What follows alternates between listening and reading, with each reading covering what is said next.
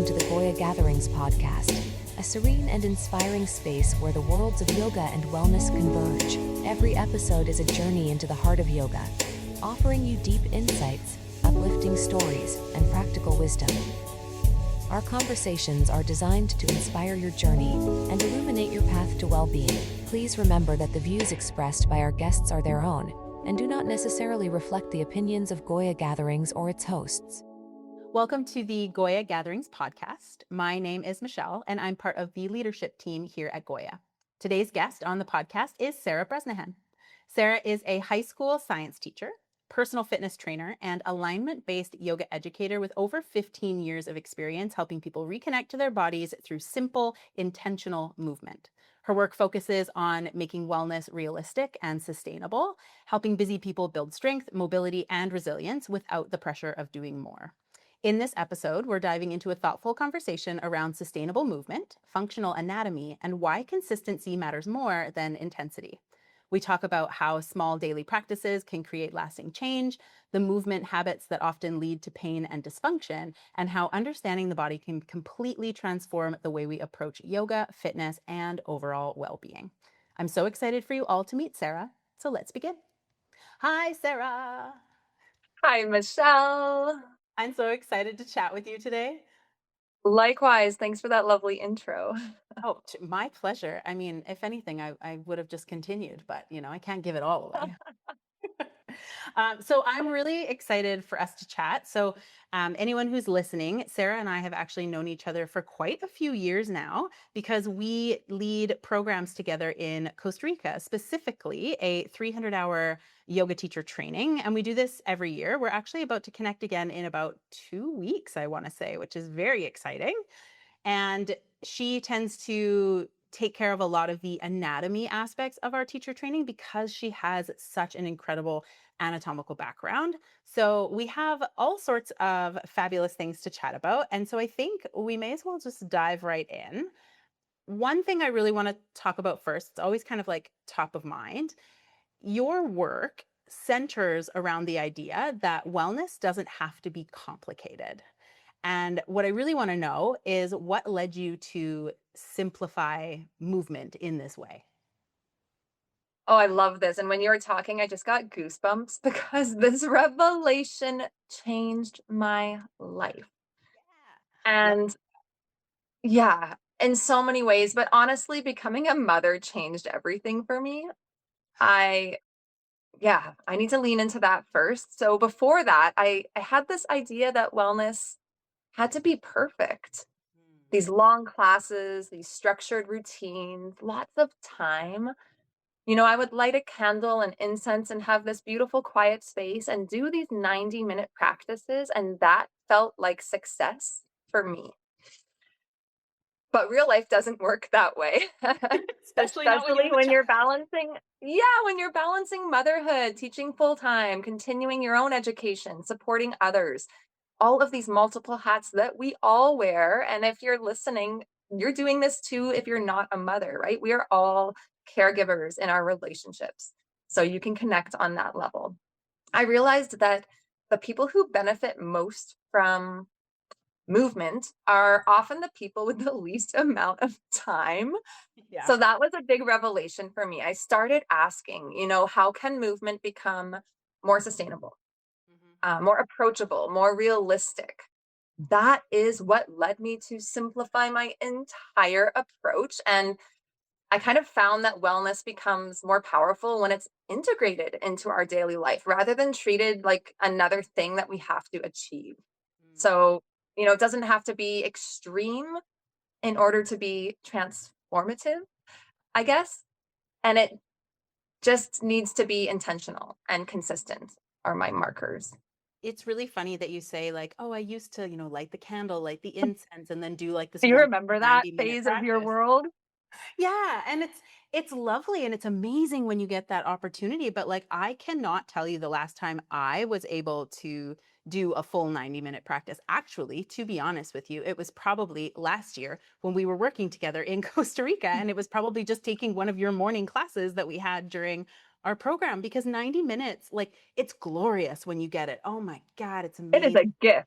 It is a gift. It is, dare I say it, it's almost a luxury to be able to have that amount of time and like, create that amount of space for yourself. So I think it's amazing that you saw that that wasn't attainable for so many people and then kind of helped people like shift a little bit. Completely. Yeah, I think it was the only way to make it accessible Yeah. because for so much of my life, I was actually able to, I'm an overachiever. I was able to get those 90 minutes in, believe me. Yes, I know But you. but was it beneficial to this type A brain? I don't think so. To the same level that I then discovered what I wanted wellness to mean. Mhm. It wasn't checking that box, but it was so much more holistic than that. So I guess that's another point, as I've shifted I fell in love with yoga when I was 17, going off to university, doing a triple major, almost just lost my mind, found yoga and said, oh, this is what I was missing. And, so much has shifted since then. I think as we get wiser and older, and our worlds become more complicated, it's okay for our routines to become less complicated. Mhm. Well, and that's actually one thing that I really like about your approach too is like you speak a lot about the idea of consistency over intensity. Because okay, great, yes, amazing when you are able to schedule in the 90-minute workouts or yoga class or whatever it is that you're working on. But like it can be very challenging to be consistent about that. Like I said, like my last 90-minute class was probably led by you in Costa Rica a year ago. I love I that. feel I like I've love that. won something if I make it to 60 minutes. So, what is it that shifts when somebody commits to, like, for example, your website, Stretch Every Day, instead of doing like longer, less frequent sessions? Oh, Michelle, oh my God, I love that so much because the body responds incredibly well to repetition Mm, and nervous system familiarity, mm, right? That is gold. In order to make these, I mentioned transformation in that last question, in order to make shifts, our body has to be ready for those shifts. Our nervous system has to be ready for those shifts. And that 90-minute practice goes out the window if you aren't ready to receive it. So the repetition and nervous system familiarity, I think, is really huge. When someone stretches every day, and I use stretch, so stretcheveryday.com, stretcheveryday.yoga, that's my website, that's my business. But I use the word stretch. It's not just like, let's, get a long lengthening position, but stretching your mind, mm, stretching, your capacity, and stretching your body, of course. But when someone stretches every day, even for 5 minutes, they begin creating this relationship with their body instead of just working out. It becomes personal. We develop a curiosity. It becomes part of our routine. So that consistency actually is what's going to improve our mobility, our posture, our circulation, our recovery, I mentioned awareness, in a much more sustainable way rather than these like sporadic, intense sessions that might pump up that dopamine rush that we were looking for, but aren't going to give us that long-term sustainability. Um, Beyond the physical benefits, though, I can talk physical all day long because that's my world as an anatomy lover and nerd. However, this is a yoga podcast. Beyond the physical benefits, I think that, and this happened for me, is that people begin to trust themselves again. Being, and you are a yin yoga teacher amongst many of the things that you teach, but this yin practice is so much about that trust, just feeling safe and supported in who we are as humans. So when we develop that trust, we stop viewing movement as punishment or as performance, and we start experiencing it as this beautiful support, as this nourishment, this food that our body and our brains need. So these little small daily practice can reduce that sort of all or nothing mindset that keeps so many people stuck. And these short practices, when they're done consistently, I guess, I find them just to be more impactful.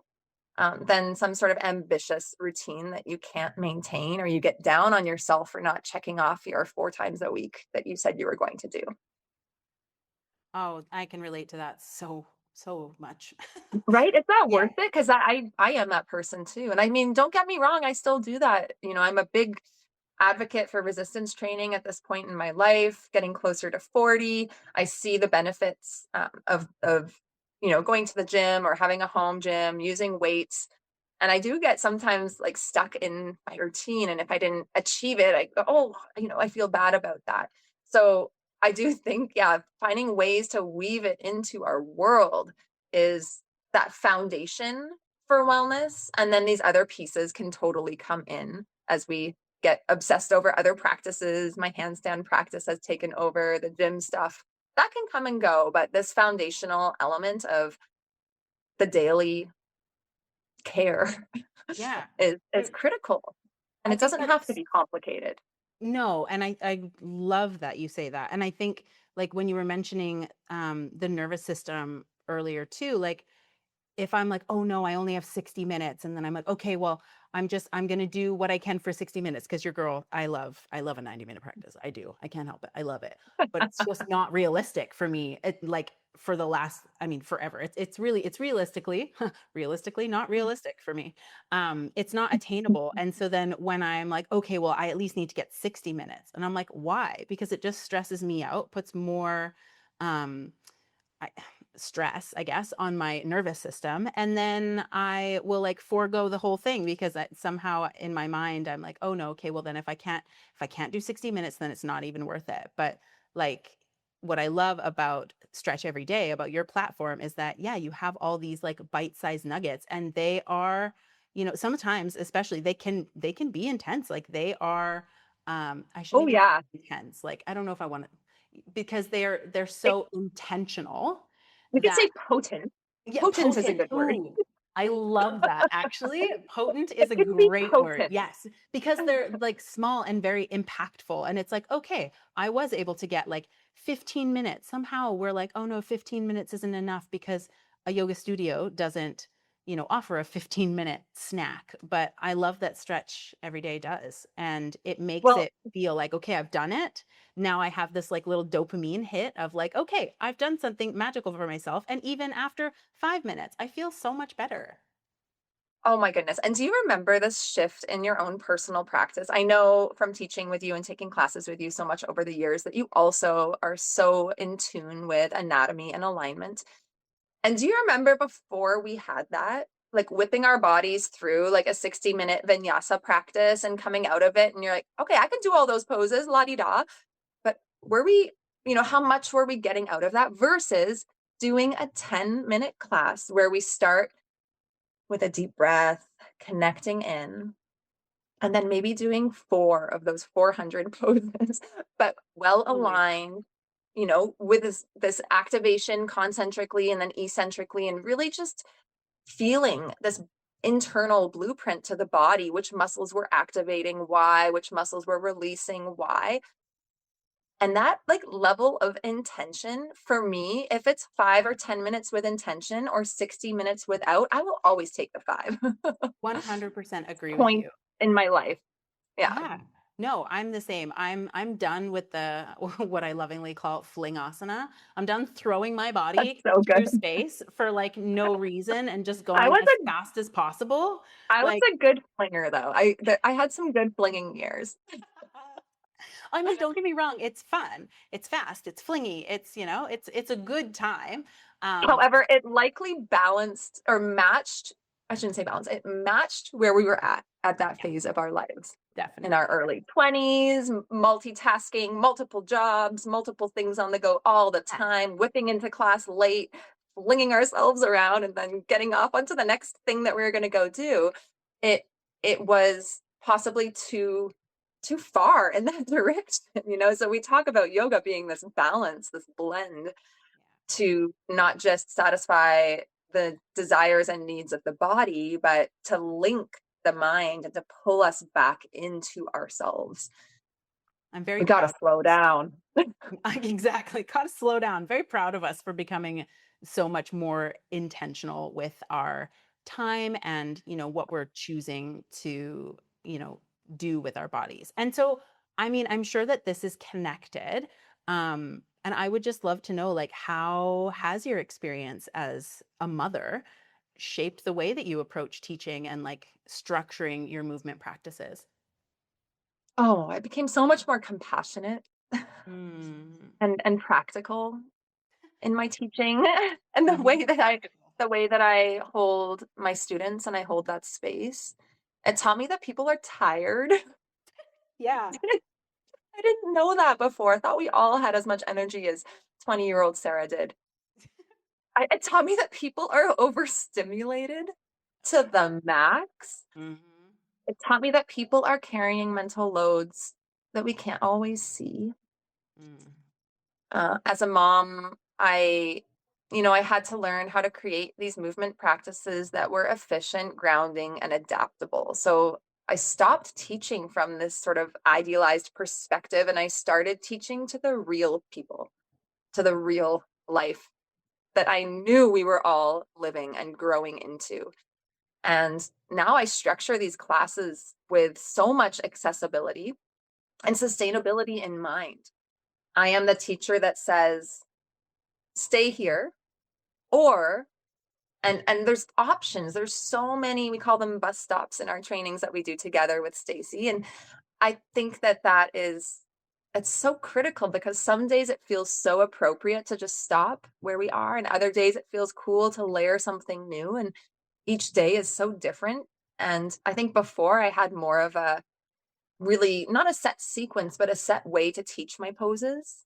And I felt like Mm. we always had to get to that final pose. And now I have so much fun being creative with breaking things down for myself and with my students. Lastly, I guess I kind of think about energy levels more. I think about nervous system regulation. I think about that functional strength, our posture. Oh my gosh, carrying a baby. Um, yeah, there's so much there. I just want people to leave class feeling more capable in their bodies because that was what I was craving. I was depleted in those first early years of motherhood as you are. And I want yoga to be something that fuels us right up and lights us right up. And my approach did completely shift as soon as I realized, I guess, motherhood kind of like expands you outwards more. Makes you realize what everybody is carrying, not just if you're a mother or not, but I just became so much more interested in humans, and that really helped me become such a better teacher. I love that. I love that you went from like, such a, I mean, I'm going to call it a big contrast only because, motherhood obviously shifts everything. But Yeah. like you said, like type A, you are a go-getter. You are the Yeah. person who will like, schedule yourself the big class, the big movements, and you will, stick to your routines and you have a lot of really beautiful self-discipline. But I also just love that the motherhood shift kind of like I don't want to necessarily use the word humbled you, but like it brings you back into the humanness that we all have and that we all are going through something at some point, whether it's motherhood or, something else, like you and your like triple majors in university. But, like we all carry, this like load, this stress. And, even you just mentioning, posture, immediately I like can feel my body like try to sit up a little taller because, although Right? I might not be carrying like a child around, I'm still carrying all sorts of crazy luggage with me as I travel around. And like my posture just becomes atrocious. So, like, this idea of us all in our humanness carrying these like loads of stress and how that impacts us, um yeah, of course that experience would shape the way that you start to teach and like make it just such a more like a human experience. Yeah, I love that. And that's exactly, I mean, that's what yoga is. I don't know how we sort of got carried away from that for a while, some of us, in our delivery and our relationship with the practice. Mhm. But yeah, shedding those layers to come back to why are we all here? Why did we show up to that class today? And what did it take to get there? Mhm. What did it take to get on the mat if we are going to a class? Or what did it take to tell myself, Sarah, you need these 5 minutes right now just to reach your arms up to the sky, take a deep breath, and to exhale, pull your hands back down to your heart and connect, right? That that is stretch every day for me. It's these little glimmers and weaving it in and making it count. I love that. I really love that.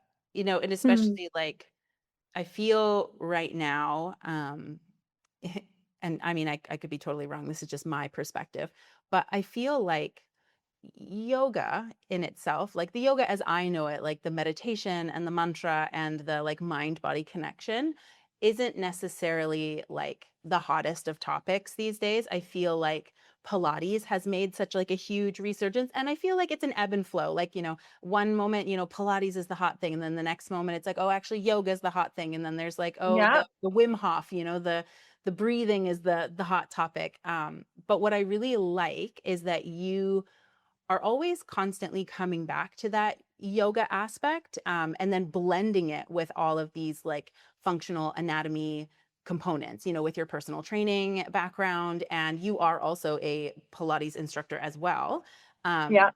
So why do you think it is that like understanding how the body works is so important for practitioners and teachers? Because we're not going to be separating it. We all still require this like, you know, physical aspect, and oftentimes that is what draws us in. But why is understanding how the body works so important for us?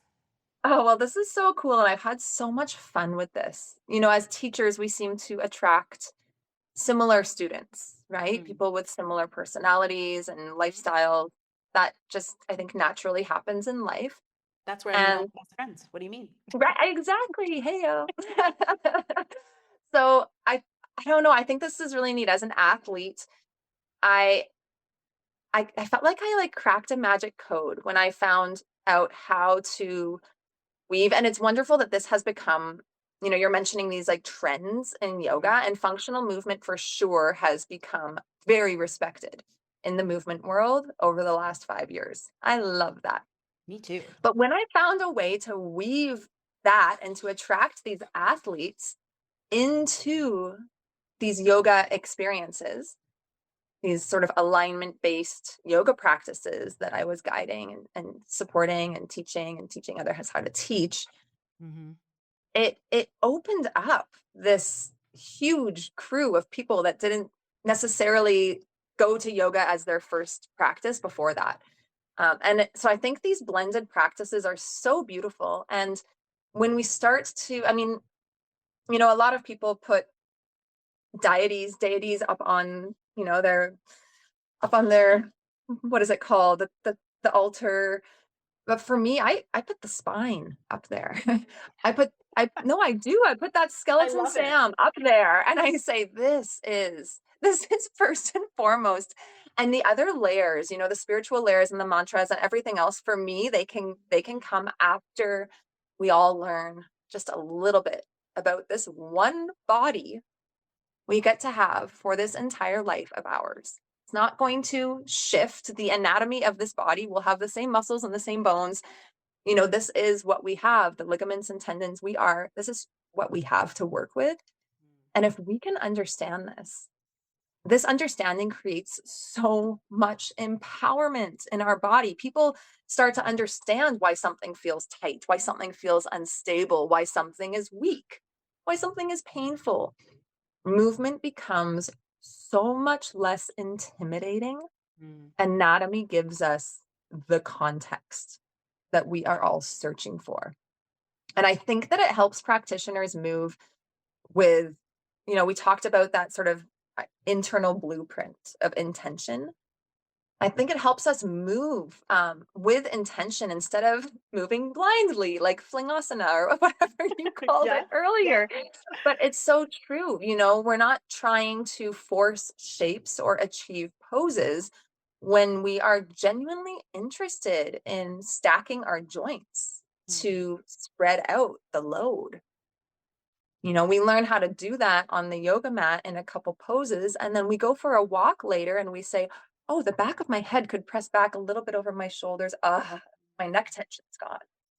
My shoulders are rounded forward. What's going to happen if I pull my shoulders back over my hips? There's that little deep core engagement we were talking about in yoga earlier. It comes, for me, it starts on the mat a lot of the time because that's my platform. But my goal is that all of us carry that into the world. I think that's like what functional movement is, right? Is being able to apply this deep level of understanding. For teachers especially, this anatomy informed teaching allows us to move away from these rigid alignment rules and more towards individualized movement.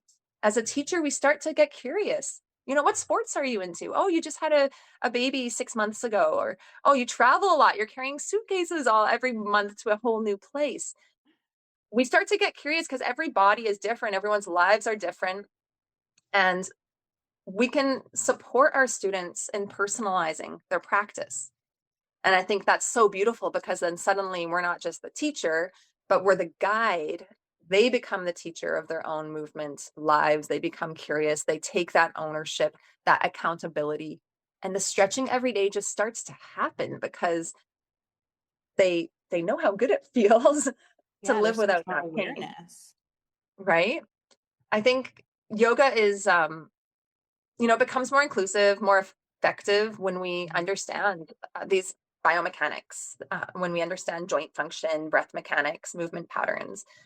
So that's one of the reasons why I stepped into teaching teachers, because I found so much success in my own students when I approached the practice that way, from this internal, intrinsically curious place. And noticing, I was a rib flarer for so much of my life. Oh my goodness. I was just walking with my ribs poking forward into my shirt. And when I learned to stack my rib cage over my pelvis, all of a sudden my breath became deeper. My anxiety completely went away. This was sort of about halfway through that triple major when I found one of my guides, one of my incredible yoga teachers who I still look up to this day. And he just recognized that in me and completely changed my life.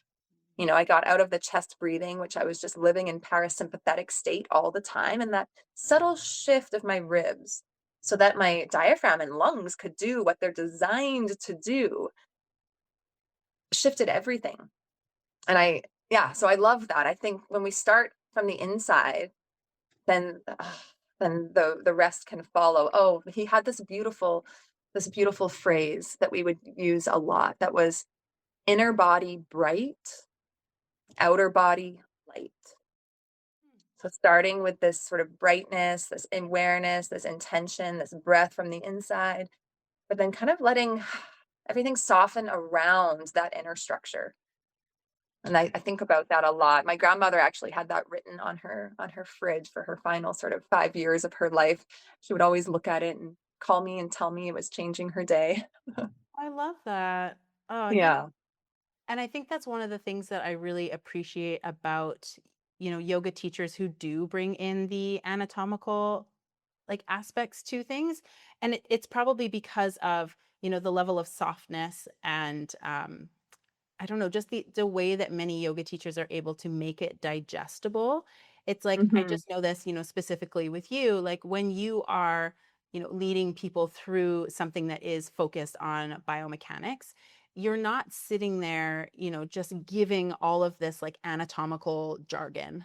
You are explaining things and there's a level of stress relief that happens for people taking that class, because not only are they now learning something, which is fabulous. We all have a body. We all have this like skeletal structure. So it is helpful for us to know, how it works, what it is that we're doing in our yoga class that then is, transferring to our regular life. But I think it's so important for yoga teachers who are, offering these anatomical concepts and like trying to deepen our understanding that it is digestible. Oh, this is a bit of a segue, but this is hilarious. So I live here in Costa Rica with my husband and my 8-year-old son. Yeah. And the school system here has the kids doing exams every quarter. Okay. From grade 1. which is very interesting because I came from like a very alternative education background, didn't really do exams until high school. Right. So here's my son. So he asks me the other day, Mom, what's the worst mark you ever got? And I had to think about it. And I said, you know what? This is a really funny question to me because the worst mark I ever got was when I was in first year university. I took a second year biology course. It was called Human Physiology Survey. It was a biomechanics, physiology, anatomy course, pre-med. And the textbook was about 800 pages. And the professor stood at the front without any visuals and just talked. And I got a 60% in that course. I was a top A honor student in everything else, but that was a moment where, and I loved anatomy. I thought I was going to ace it. I was like, this is my course. I'm so excited. But it made me realize how important learning things in our bodies, that's gold, that's key. And we have our students that come to these 300 hours of all walks of life, all ages, that say, I have never known these muscles the way I do now. I've never understood my body the way I do now because of this approach of, getting into a yoga pose, activate this muscle. This is where it's located. Let's maybe draw it. Let's circle it with a marker on your leg. Let's really feel it. Let's put a piece of tape there. What happens when you do that? Oh, do you feel the muscle on the other side? The antagonist muscle, release. Okay, that's reciprocal inhibition. So we teach things in such a hands-on way and such an embodied way that they can remember it. They don't have to memorize it. And B, they can apply it in the rest of their life. The next time they're going for a deep forward fold to pick something up off the ground, they know how to move their bodies. And I think that's key. And I think, that professor standing up there and just like yammering on about, all the things without any like visual and like just like going through it. I can imagine that would have been incredibly overwhelming. And I feel like that's another benefit of like these shorter practices. If for example, you were like, okay, I'm going to do the 90-minute class and we are just going to go like through all sorts of different muscles or all sorts of different joints or, whatever it is, like that would be overwhelming because how much of that are you going to be able to remember? Like how much of that was digestible? How much did you really learn? Whereas like these bite-sized practices that are more, focused on one specific thing, maybe it's one specific muscle or just one joint rather than like all the synovial joints in the body at once. Could you imagine? I feel like that makes it much more, digestible seems to be the word of the day for me. Digestible. Completely. Yeah, because like, I just think that would be really overwhelming, which kind of brings me to my next piece. Like a lot of people feel really overwhelmed trying to fit it all in, even like the idea of, I'm going to like poke over at the personal training aspect, like this idea of like a full body workout, like to fit it all in, to get all of the pieces like that for me would feel a little bit overwhelming. So what would you say to someone who feels like they don't have time for movement? Like how could they possibly, fit it all in? I would say the goal of movement is not to consume our life, but to improve our life. And we can get carried away with that piece. Yeah. The goal isn't perfection. It's continuity, right? In the long term. I always encourage, I've also been a personal trainer. I always encourage my clients and students to stop asking what's the ideal workout. That's like the number one thing. Sarah, what do you do? What's the ideal workout? Give me the workout. Best one for this. Yeah. What's the best workout? And start asking, what can I realistically sustain? Coming back to that consistency piece. Yeah, because when movement becomes approachable, it becomes consistent. Exactly. And that's what we're looking for. If we want these long-term benefits, if we want to be caring for ourselves the way we're saying that we want, consistency is where that real transformation happens. I hate to say it, I'm like repeating it in this podcast, but it's so true. And we want to enjoy it. Yeah. You don't want me to just give you a workout that you're going to hell and back every time you do it. That's No. kind of I fun mean, every once in a while. Yeah. sometimes I do. Sometimes I want to feel like I've died and then come back to Yeah. life. I Sometimes. did have one of those recently, and I was like, oh, it's been a while since I can't sit down on it. Like sit down in my Yeah. office chair. Like can't stand up properly. Oh, Feels okay. Feels cool. But like every day, no thanks. yeah, I love that. Well, do you think, since we're thinking like now I'm thinking efficiency, Yeah. from like a yoga teacher, side of things, can you talk about the idea of efficient sequencing and how shorter practices can still be like incredibly effective? Oh yeah. Because well, you don't need. So I guess efficient sequencing is about understanding how the body functions as an integrated system. Okay. We don't, even though we're talking about, maybe sequencing one muscle, it's not like we're only going to move that one muscle. Yeah. We work as a whole. And you were leaning into this earlier, which I love that, when you can understand that one part, it makes sense with the others. Right. And that's a big piece of what we're trying to teach our students. You don't need 50 random exercises to create change. You need intentional movement that targets your mobility, Right. stability, and strength. Those are sort of our three pillars that we're looking for when we're looking to shift our bodies. So a well-sequenced 5, 10, 15-minute practice can improve our posture and activate our underused muscles and release chronic tension and increase consistency when we return to that mini practice that we create for ourselves every day, every other day. I think people sometimes underestimate how impactful these shorter practices can be because we're so conditioned to associate effectiveness with exhaustion, as we mentioned earlier. Yeah, right. So I was like traveling to the end of the world and back at the gym for 3 hours with your friends. Feels like a cool journey sometimes, but that completely does exhaust us. Well, So, and I feel like also when we have those like big crazy workouts, like even like you were just saying, like, oh, I like had a hard time like sitting down, or like my muscles were so like, wah! Like I feel like that's where, things like injuries can happen, especially if that's not something mhm. that we are consistently, doing. If that's not the stress load that we're consistently putting on the body. Um, from your experience, like maybe even just lately, or like what's been showing up the most, but I would love to know what are some of the most common movement patterns or habits that you're seeing that lead to pain or dysfunction in people today.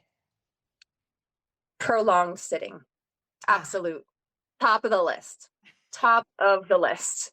We're so what it lucky that we're in this era of being mm, digital nomads. I am also one. I get to live here in Costa Rica while I run an incredible high school with a fabulous group of colleagues that's based in Canada. I've been working for it for 15 years. I love it. Even my yoga business, Stretch Every Day, I have a website online. How do you think I get those classes edited and talk to my students? It's all, a lot of that's happening through my computer. So prolonged sitting is, God, it's so bad for us. We were not designed to sit. And what we do is we just dump. yeah. We forget how to remain attentive to our anatomy. First, it starts with what we call tech neck in the physiotherapy world, which is that forward head carriage. So if I turn sideways here, you can sort of see as as we're typing along, we start to kind of jut our head out, might have something to do with our eyes getting a bit tired.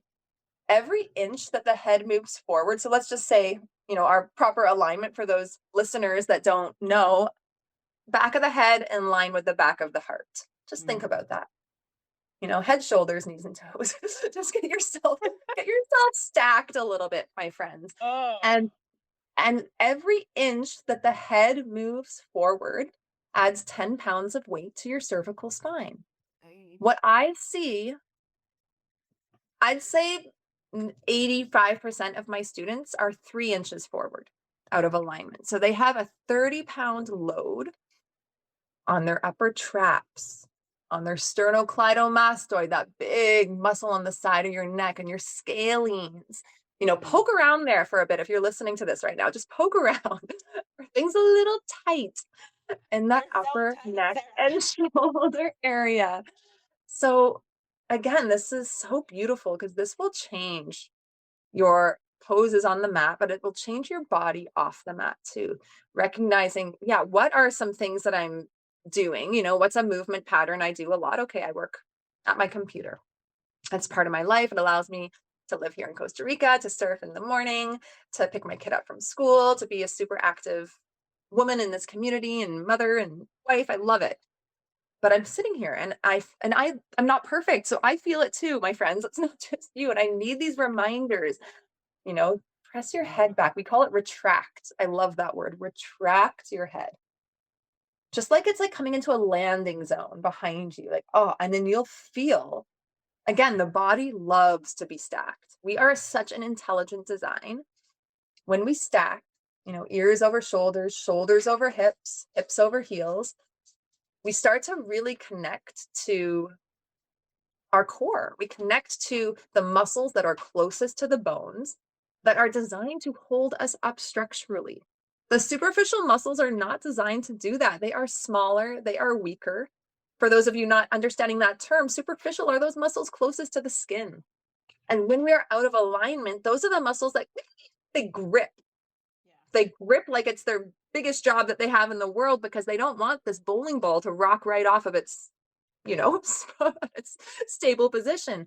So, but they're not designed for that. So they fatigue, they become covered in knots, these balls of connective tissue, there's like dense balls of fascia. We get these knots everywhere because it's not what that muscle was designed to do. So we need to reconnect to our stabilizers.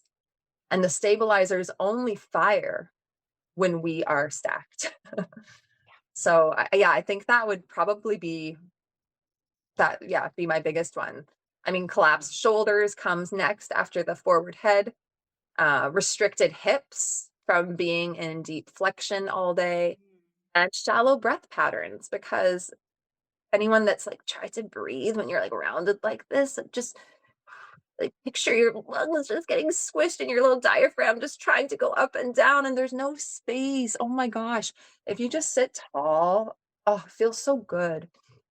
We have I'm space for so everything. hyper aware of it all now Oh, that you're saying this. Like I can just constantly, I'm like, okay, this now could maybe be your a shoulders. whole other hour-long podcast. I could Oh talk yeah. about this. Posture is, and I do with organizations, including my own.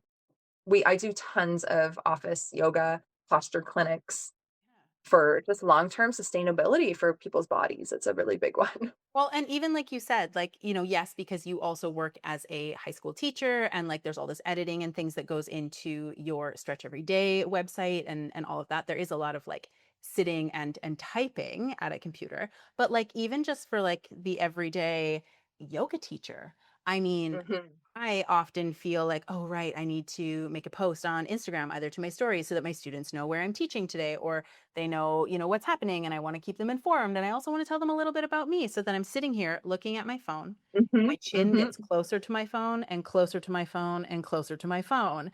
And Yeah. so, even like for yoga teachers, how could someone in that position, like for yoga teachers that are listening, how can they start to integrate more anatomy informed and, let's say, accessible approaches into their classes? Because even this like tech neck situation, it's everybody. It's not even just yoga teachers. It's not people who are just on their phones. It's people who are on computers. And I feel like in our very tech savvy world, we're all in that boat. So yeah, like Oh, this what is would be some ways that, we could all start just integrating more of this anatomy informed, accessible approaches into our classes, maybe as yoga teachers, and into our lives in general. okay. That's a big question. I encourage you, if you're listening to this, to just start by becoming curious. We can spend so much time doing other things. Like, take this seriously. Be curious first about your own body. And as Michelle just admitted, these postural habits that we all have, and I am the first to admit this to my students in classes as well. This reality that we are all working with these bodies, and no matter how much education we have, we're constantly needing to remind ourselves of how to hold our body so that we can live pain-free. And that's a big one for me. I really want my students to be as out of pain as possible. So start by becoming curious rather than dogmatic in your approach to teaching, I would say.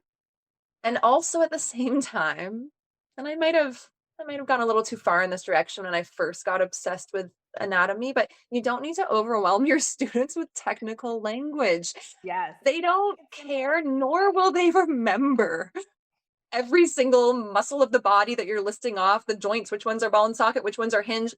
That information, when given in, as we said earlier, I think you used the word nugget or bite size, when given in bite-sized approaches, can be extremely powerful. But when the entire class is filled with that jargon, it's going right over everybody's heads. And so that's not of service either. And I'd say at a certain point, that also might be a bit of an ego piece for teachers that we need to drop. Yeah. So it's not necessarily about how technical can I get with my education to my students. It's how practical can I get. I do encourage every teacher to study functional anatomy, to study biomechanics, to study nervous system regulation alongside your traditional yoga philosophy. And if we look at a standard 200-hour course, this is another topic. Sorry for opening this can of worms, No, but bring it there's on. not nearly enough hours in there. We know that, right? Yes. Which is why we are constantly encouraging continuing education in all realms of life. Everything is like this. It's not a one stamp and we're done. But I hope that every year you take on a new project and you're teaching something that you want to understand better in your body and work on teaching your students with a bit more refinement as well. I would also say that as new teachers, we spend a lot of time on our yoga mats, in our own practice with our notebooks, wanting to deliver something really beautiful. And I was there too. I get it. And it did build me a huge following. I did it well. But I would say at this phase in the world where, there is this resurgence of functional movement, people are living in pain and needing movement and the right movement. I encourage you as a teacher to step off your yoga mat a bit more, to observe your students, to look around. And it's really beautiful because you will likely see a lot of the same misalignments in a group of students, due to these lifestyles that we live. A lot of us are going to be tighter at the front of the hip and, tighter up at the neck and have the head out of position a bit, and the shoulders are restricted in movement. There'll be consistencies that will make your cueing really effective to your students when you can look around. So it doesn't have to be so complicated. It doesn't have to be so rigid. And if you feel like you don't have time for that, slow down as a teacher so that you can really give your students what they are there for, and you can build that level of relationship. They feel seen when you can point out these pieces to the group, and it's not about pinpointing, Michelle, do this, but it's just these observations that can support, or these very gentle hands-on assists. If you've, done your quick permission check at the beginning of class to see, if people are happy being supported in that way today. But that can be a really beautiful piece, so that we are observing these movement patterns rather than just correcting a shape. And we can support our students in building that awareness at that point of their body. I would say also, and maybe most importantly, we can normalize variation. As beautiful as set sequences are, and I have done a lot of points in my life where I've really appreciated them. I think that variety in our movement and variety in our approach to teaching things is really, really effective. For example, last night I was on my yoga mat and I actually had an idea of a workshop that I want to weave into something for our 300 hour. But this idea of how so many of these poses, can be both active and passive. And when done together, so I was on my back, for instance, last night in my supine twist, one of my favorite postures. And I started really active. My knees were stacked, my feet were stacked, my one shoulder was super lifted, of course, because my hips were stacked. I wasn't letting my hips sink so I could get my shoulder down. And I had my elbow at that nice bent position, and I was just massaging into my shoulder because I'd been surfing a lot and it was sore. And I started really active. And I was imagining how I could teach other teachers, that supine twist, that first minute. How can we really help our students get into their bodies, feel where their tension is, really active, and then let them feel the yin twist, where they can let go, turn their gaze away from their knees, close their eyes, and breathe. And I think the pairing of those two things is so effective and a really fun thing to start to bring into your teaching, because when you're in that active teaching piece, you have time to talk about a couple things with your students, to get them to notice, where is the tension in the shoulder? Can they pinpoint? Is it under the shoulder blade? Is it at the top of the shoulder? Get curious of what's happening in their bodies without you telling everybody where to feel it. Yeah. Just inviting those conversations and putting those kinds of phrases into your classes more often, that's functional movement. It's not telling everybody exactly what to feel and when, but it's starting to individualize the approach for our students that are in the room. I love that. And I feel like it's such an authentic way to teach also. Like even just the way that you were saying right now, you're like, oh, I was inspired because I'm in this active twist and my shoulder was sore from surfing.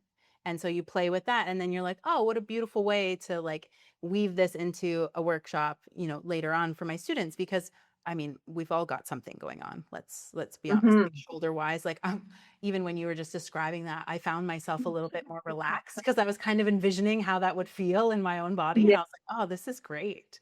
And even Yeah. earlier when you were talking about the tech neck and then you were talking about like stacking the ears over the shoulders, shoulders over the hips, hips over the heels, like immediately my mind is now like, oh, I think maybe I'm going to really break down Tadasana when I teach it next. And like, Yes. it's the anatomical neutral.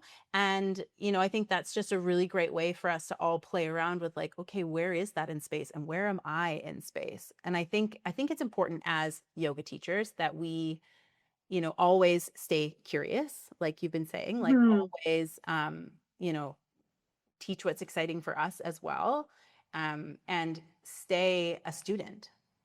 Like Yeah. always something to grab, like from this conversation that we've had. Like I've taken quite a few nuggets, if you will, and that I'm like excited to integrate, whether it's into my own practice. Like again, this bringing the head back thing. Like you really hit it for me on that one with the traps, and I was like, oh yeah, that's me for sure. And I see it sometimes when I catch a glimpse of myself in a mirror. I'm like, oh, how do we pull that back? So Oh, and it's going to save you that bringing this back. 90-minute massage every 3 weeks. However, I mean, that's lovely too, but Oh, don't get me financially, it's wrong. pretty amazing when we can become Yeah. our own therapists. Yeah, absolutely. So I'm very grateful for that. I'm grateful for this conversation because I feel like it's something, there's so many little aspects in here that I feel like many people who are listening are going to pick something out from that and then just be more aware of that as they move through the day.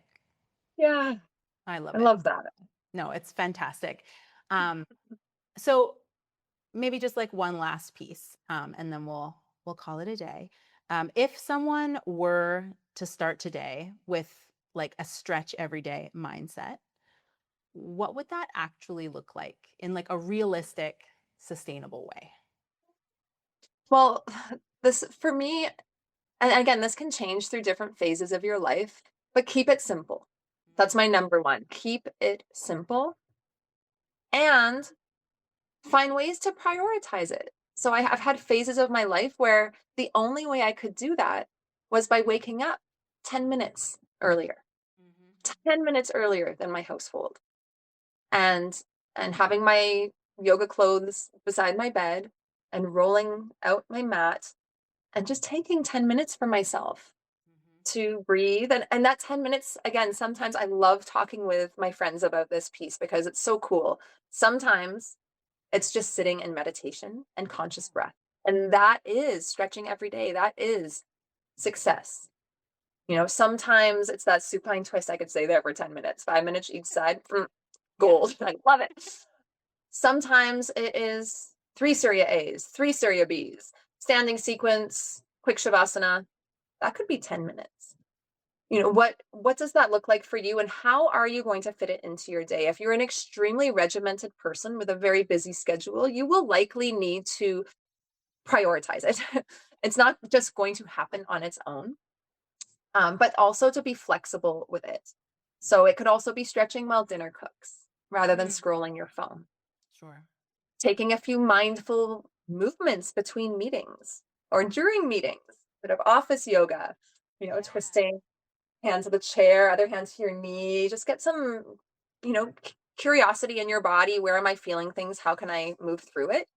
I usually encourage people to begin with 5 minutes a day.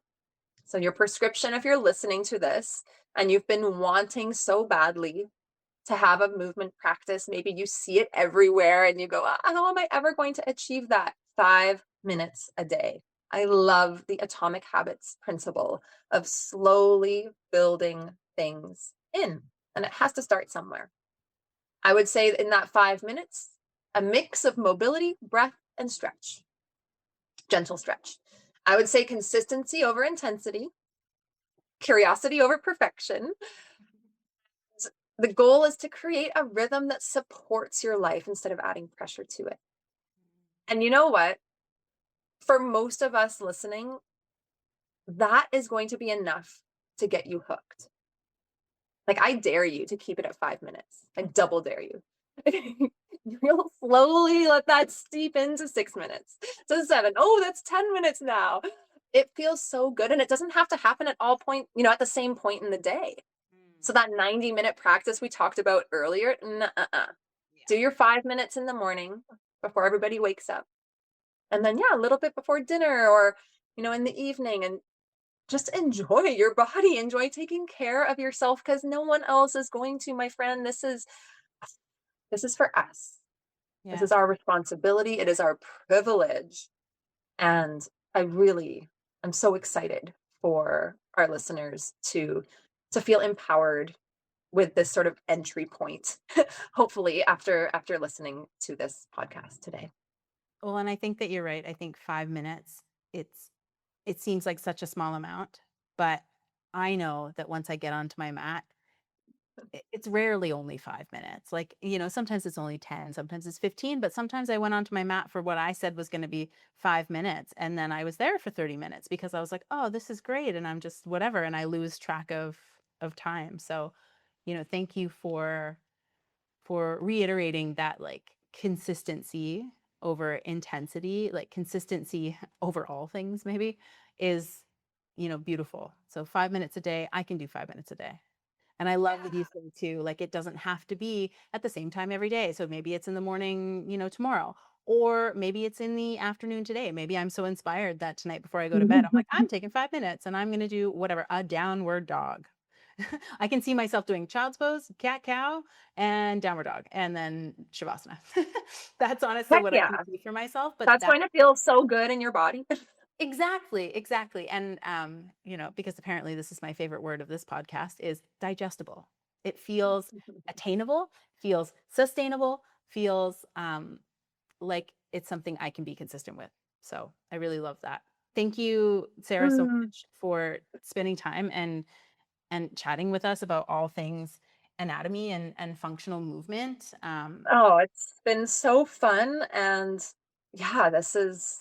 it's huge. This topic is so big. I was so excited when you invited me on to speak about this because it doesn't get old. And it's not something that you achieve and you check it off your list and go, oh, I'm done. I've got that sorted for life.